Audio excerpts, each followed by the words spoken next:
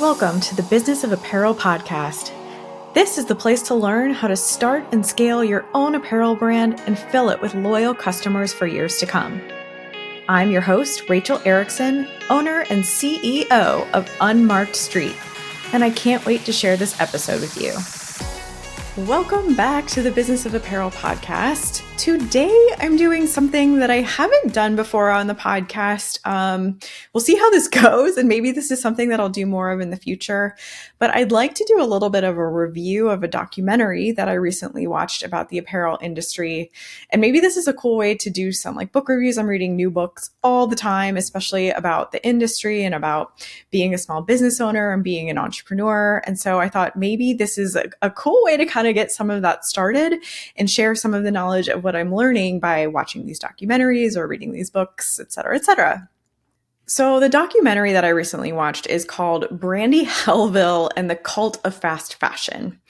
And this documentary was really, really interesting to me because it kind of threw me back in time a little bit to the days where I worked at Abercrombie Fitch. There are a lot of actual similarities between things that are going on at Brandy Melville. It's not actually Brandy Hellville. It was just kind of a clever name for the documentary title. But Brandy Melville, look, and I'm going to confess, like, I am apparently very, very uncool. Like, I am an old grandma lady. I don't go shopping very often because I have the wardrobe that I have. I'm not always looking for new stuff. And I had never even heard of Brandy Melville. So let's just put that out there into the world. I didn't even know that this was a store until I saw the documentary. But it was talking a lot about how Brandy Melville kind of came to be and became a very exclusive, exclusionary brand in the same way that Abercrombie kind of did back in the late 90s, early 2000s. So back at the time, there is another documentary about that, and maybe I'll go into a review of that sometime here soon, because I was actually there, working there at the time when the documentary is talking about. And there absolutely was a lot of clarity around the fact that we made clothes for a very specific person. And whether that was right or wrong at the time, some people chose to maybe leave the company because they felt like they were working at a place that wasn't being inclusive with the clothes that they were making. But it was very clearly stated to us that we were only making clothes for a certain body type, for a certain type of person. And one of the quotes that I will never forget, we were in a fit session and the CEO was there. We were doing a presentation of the outerwear that we had done for whatever season. It was a collection for, I don't remember what season it was. Oh my God, this is so long ago. This feels like another life ago. But the quote that he said was, "I don't care how tight it is, as long as she can stand at a party and hold a martini like this, like hold a martini, just like elbow bent, hold a martini with her hand kind of propped up. As long as she can do that, that's how I want the outerwear to fit." So if you think about wearing this like faux fur lined, bulky canvas jacket, like this huge parka that's supposed to keep you warm, like you would think that you're supposed to wear this out in the elements and you can go hiking in it. Maybe you probably couldn't go skiing in it, but we did puffy jackets too. Maybe you want to go skiing in your Abercrombie puffy jacket. It was actually not a goal of ours to figure out how to make the garments right for movement. And this was actually my first foray into figuring out how to creatively pattern engineer garments that were meant to fit as tight as possible to the body to kind of hug this very form-fitting, slender girl that we were making everything for. How could we make this? How could we kind of buck the trend and not just give her the ability to hold a martini at a party, but lift her arms to drive her car or actually move in the garment if she chooses to do something in it other than go to a party and hold a martini? And so this is the kind of stuff that we started to play with armhole shapes a lot and sleeve cap shapes a lot. And so how do we get lift out of the garment and how do we pattern engineer that in a way that is not traditional? Like the way that you move sleeve cap mass from the back to the front of a garment to allow for additional movement is very unique compared to what you might find in a pattern engineering book. And so testing that and kind of coming up with unique solutions to make sure that we were fitting for a body in movement was really, really challenging at the time because we weren't being supported in that endeavor. It was something that we kind of took on because we knew that it was the right thing to do for the customer. And so we were able to fit these tight, super tight garments and actually get movement out of them, which is honestly what catapulted me into my career, being able to do this for performance apparel as well, because that unique situation helped me understand that unique pattern engineering solutions were required. It allowed me to think outside the box as I progressed throughout my career, which is now why I can say that my bread and butter, my super talent, my superhero ability is to be able to fit garments for a body in movement like not many other people can. So anyway, this was the time at Abercrombie when we were doing that. And from what I understand about Brandy Melville after watching the documentary is that the customer base is very, very similar. So they're making clothes for very slender white girls who are probably a size 00 to a 2, it looks like. And the way that they are really pushing that forward, which was really interesting because at Abercrombie, we did all the way up to extra large, I think, and our extra large was pretty tight. So there was some kind of exclusionary practices going on there. But at Brandy Melville, what they're doing, it looks like, is putting a one size fits all tag on all of their stuff. And so they're indicating to you that if you come into the store and you don't fit into this one size fits all piece, which is teeny tiny, then you are not our customer. And that is, number one, it's very, very controversial to say it, just to be so outright about how exclusionary they are. But from what I'm also understanding, it's allowing the girls who do fit into the clothes to feel like they have some sort of elite status. And that is just this whole other dichotomy of girls understanding their real worth versus what their body looks like. And so that's a whole other road that we could go down. And the documentary does touch on that quite a bit. So if you're interested in watching it for that aspect of it, I encourage you to go to HBO MAX and definitely check out the documentary yourself. I wanted to touch on it from a little bit of an apparel production perspective, though. So for them, I've got some notes over here for me. I took some notes while I was watching the documentary. So if I'm looking away, just know that that's what's going on if you're watching here on YouTube. So for them to label everything as one size fits all, I just want to say that is a really cheap way to hit label minimums. That is something, to me, it's an indicator of a brand that is of low quality because they're not even willing to purchase the correct amount of labels to indicate extra small through extra large of a size range. So when they go to their label supplier, they can say, I only have to buy one kind of label. I don't have to buy a small label, a medium label, a large label, et cetera, et cetera. I just have to buy one. They probably get such a price break on that because there's only one label that they need to create. That was something that was really interesting to me. That's probably one way. And I know it's maybe only a couple of cents here or there, but when you're selling millions of units, a couple of cents on every unit adds up really, really fast. And so this is probably a way that they're cutting corners while also being really exclusionary and kind of making sure that certain people can't even come into their store. Are you frustrated by feeling like an outsider in your own industry? You're not alone. I spent years feeling the same way. Are you tired of endless research and you can only learn this stuff by getting a job in fashion advice? Me too. That's why I created the Business of Apparel online course. My years of insider knowledge condensed into video tutorials, demos, and downloads. Learn at your own pace, no fluff. Just key topics like building target profiles and mastering financials. This information is genuinely unavailable anywhere else. Grow your brand, become an apparel industry aficionado, and unlock millions in potential revenue. The value?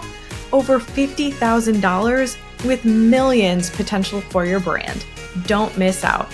Sign up for the Business of Apparel online course today at thebusinessofapparel.com/course. Something else that they talked about in the documentary was that they are kind of known as a brand who produces in Italy, but they are not actually using Italian production facilities. And so there's a region in Italy that the documentary kind of talks about. And a couple of even the factory owners get on and kind of say like, yeah, this area used to be a great manufacturing area for Italian fabrics and for Italian made brands. And it's kind of shifted. It's become something very different. And so at first, I just want to say, I thought that they were going to tell us that the garments were being produced in an Asian region, maybe Bangladesh, which is where a lot of the fast fashion brands are actually producing their apparel right now. Maybe there are plenty of other regions, and I'm not saying that any of them are bad or good. We can definitely talk about how there are good and bad factories in every single part of the world, including Italy, including the USA. And so when I say like, I expected them to say that they were producing in China, it's not because China is necessarily a bad place to produce. It can be, but there are also some amazing places to produce in China. Actually, my number one top factory that I go to work with is in China. It's run by a European man who absolutely has European practices, but the prices that we get by them being able to produce out of China are kind of unmatched. And so when I say I think they were made in China, my only thing there in my brain was that that's helping them save costs, because the cost of living in a lot of these other places, especially Asia regions, is a lot lower than what it is in Europe and in the United States. And so it might sound like we're not paying people enough if they're making only $5 an hour. But for their cost of living, that $5 an hour can actually be a very great living wage. And it allows them to live a kind of life that they really want to live. So there's kind of just an interesting exercise there, like an interesting piece of information that just because people are getting paid a lower amount in different countries, it doesn't mean that we're underpaying them all the time. Now, there are, of course, instances of that as well, but it doesn't mean that that is always the case. It just means that their living wage is just a different living wage than what it is for us in the United States. It's a lot more expensive for us to live here in the US or to live in Italy, for example. And so what I thought they were going to say is that it's produced in China and then it's shipped to Italy for final labeling and packaging. And I've seen this in the industry a couple different times where an Italian factory will outsource the actual sewing, cutting, and production of the goods to a more cost-effective factory somewhere else in the world. And then they will ship it to their facility in Italy and finish it in some way. So whether that means sewing up the final seam or sewing on the final labels or doing something like that, and then they package it. When they do that, there are loopholes in some cases where they can then say that the garment was produced in Italy. So because of that, that's what I thought that they were going to say. And what's actually the truth, as the documentary went on a little bit farther, was that a lot of Chinese manufacturers and factories are starting to implant themselves into this area in Italy. And so even though they're in Italy, they're paying workers from China that same living wage to basically send home to their families. And then that's how they're getting the cost breaks. So that was something new to me. I did not know that that was happening in Italy. And so that was really interesting to me, something for me to really look into as I'm starting to help other people source new factories and go out and find new production facilities. So that was really interesting. It wasn't what I expected. The entire latter part of the documentary really starts getting into the bad practices of fast fashion. And this is something that it's just really important to me because fast fashion is starting to warp the way that our industry works. I guess that's the way that I want to say it today. It's such a messed up way of taking girls and young people who like to shop, who want to be popular, who want to be accepted in their schools or in their communities. It makes them feel like they have to have something new all the time. And these girls, especially at Brandy Melville, who are essentially being paid by the brand to do these like haul videos, right? Like they get a box from Brandy Melville and then they get on YouTube and they say, these are all the things that I got from Brandy Melville, or these are all the things that I bought when I went to Brandy Melville this weekend. Like, look at how much I got for how little money I spent. Making that look glamorous is really, really deteriorating the sustainability factor of our industry. And it is what is causing us to be the number 2 polluter on this planet. So these fast fashion brands are putting out hundreds, if not thousands, of new units every single month, if not every single week. And that is absurd. It is insane to be pushing through that much production in that short of an amount of time. There just is not an attention to quality that needs to be had to make the garments last longer than a couple of wears. So if you are out there shopping at Brandy Melville, if you are out there shopping at Shein or Shine, or I'm not sure even how to say it, I don't want to have anything to do with that brand. If you are out there shopping at H&M or Zara or Forever 21 anymore, if you aren't aware yet, those brands are just trying to hit trends as fast as possible. So they're taking what's on the street now, they're pumping that down to their factory and asking them to produce it as quickly as possible in the largest quantities as possible. And when that is happening, the people who are sitting at the sewing machines trying to hit these quotas and pump out this ridiculous number of units every single week, it is not possible for them to pay close attention to detail. And they are not being asked to pay close attention to detail. And so that's why when you bring home this giant bag of clothes from Brandy Melville and some of the items start to fall apart, even as you're taking off the tags, the documentary was even saying as soon as you pull off the tag with the like little plastic swift tack, it would create a huge hole in your garment. And either you threw it away right away, or maybe it was that cheap. You were just like, it's so cheap, I can just throw it away right away. Well, that goes somewhere that you don't want it to go to. It goes into the landfill. And when they were starting to portray, even if you are donating a lot of your goods, a lot of these donation centers can't even take the plethora of apparel units that are being sent to them all of the time, because it's just not feasible to be able to put all of that stuff into a thrift store and resell it again. So instead, these are being bundled up and they're being sent to other countries. And these other countries are either reselling them or they're repairing them, or they are trying to find some way to reuse them, which is beautiful in a way, but it shouldn't be necessary. Like, these countries are having to essentially take our waste and our trash, garments that have holes in them, garments that fell apart after a couple of washes, and they are having to try to figure out what to do with them. And it is a terrible, terrible result of what is happening due to what's happening in fast fashion. And so for those of us who are in the industry, I want you to know that there is maybe an unprecedented or unwarranted level of shame. Like, I feel ashamed sometimes to be a part of the apparel industry because of all of this stuff that's going on. We know that we're the number 2 polluter on this planet. As someone who like made my dad go get like the can crusher at 7 years old because I had just learned about recycling, and I really wanted to make sure that we recycled as many soda cans as we had in the house. Like, I have always been passionate about figuring out how to do what's right for the planet and do what's right for the environment. And so now, being a part of this industry and understanding and learning over the last several years that we have such a big negative impact on this planet, it makes me feel ashamed. And I'm not the only one. I know there are so many people that I talk to who feel this same amount of shame that our industry is doing this.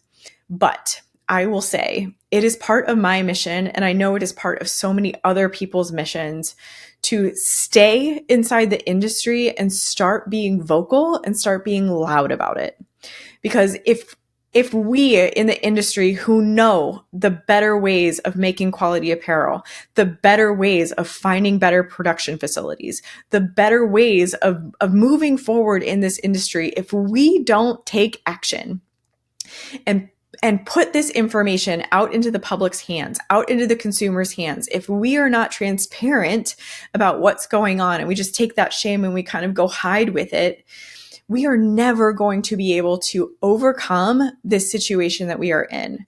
So I find it as a personal mission. It is essentially what I've come to love about running my own consulting agency at Unmarked Street.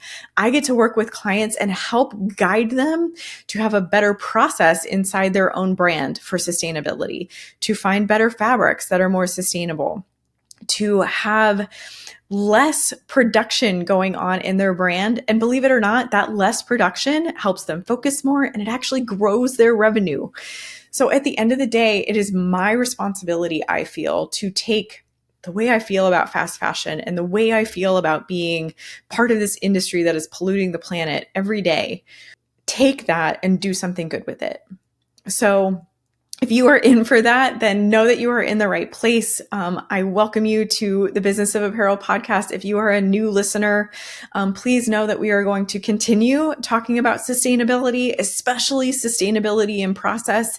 I believe that it is our responsibility as insiders, as brands, as the people who get it first, to be doing the best that we can inside our own brands to reduce the number of protos, reduce the number of production units. I just read a headline the other day. I guess Burberry last year burned $38 million worth of their product because they overproduced goods. What are we doing? There's so much work that we can do in the way of rationalizing our lines, making sure that the garments we're producing are of high quality. They are going to last for decades. So when someone buys it, they don't need to throw it away after a few uses. And then we need to make sure that we're only making products that are of high quality, that are long lasting, and that our customers want to buy. If we are making anything other than that, we are doing a disservice to our industry. We are doing a disservice to our planet. We are doing a disservice to the generations coming up behind us.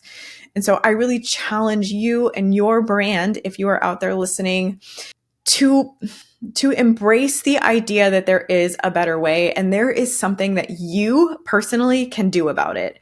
It seems daunting to take on all of this work and all of these tasks as a single person.